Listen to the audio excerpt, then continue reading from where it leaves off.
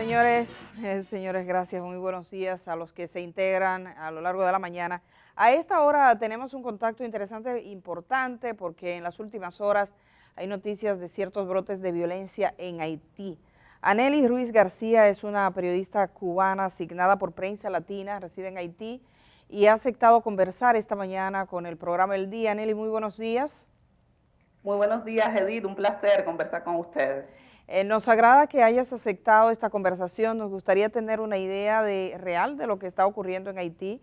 Sabemos que hubo un brote de violencia, algunos hablan incluso de masacres, cuántos muertos, cuál es la situación que está ocurriendo. Nos llegaron algunas imágenes preocupantes antes de anoche. Posteriormente vimos la declaración del presidente de Haití que hablaba de que iban a controlar la escalada de violencia.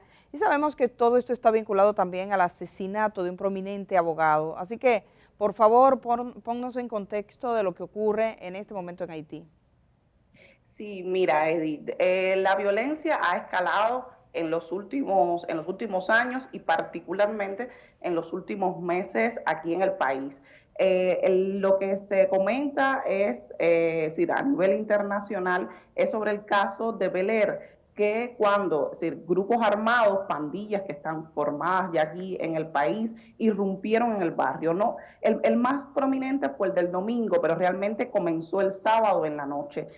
Irrumpieron en el barrio, que es uno de los barrios pobres de esta capital, que está además muy cercana al Palacio Nacional en el centro de la ciudad. Irrumpieron, incendiaron viviendas. Se presume que hay varios muertos, aunque todavía no hay una cifra oficial de cuántas personas fallecieron. Algunos medios dicen que 20, otros dicen que 12, pero realmente no hay una cifra oficial de lo que sucedió allí. En sentido general, la información es acerca de una federación de bandas que se conformó hace poco aquí en la capital. Eso es la Federación de Bandas G9, que por supuesto implantan el terror en esta zona. Ellos querían, fueron las primeras declaraciones, unir a todas las bandas armadas, a todas las pandillas que están operando en esta capital y han tenido resistencia de algunos otros grupos armados. También es importante destacar que Bel Air es un enclave fuerte para los sectores de la oposición.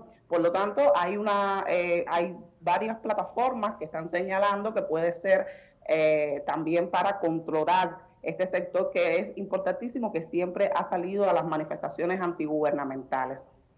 Bueno, Como ya te decía, Anely, háblame del abogado, porque se decía que, y he visto los relatos de la prensa internacional, que estos últimos hechos de antes de ayer estaban vinculados al asesinato de un prominente abogado. ¿Quién es él? ¿Cuál era, digamos, su prestigio? ¿Y por qué su asesinato ha tenido estas consecuencias?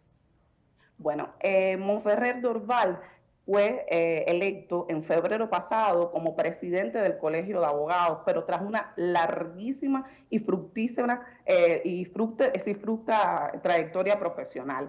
Él trabajó, estaba en el Colegio de Abogados, pero fue profesor, es doctor en Derecho y en Ciencias Políticas, ha impartido clases a nivel internacional. De hecho, recientemente el Colegio de Abogados de París lo nombró como miembro de honor tras su muerte.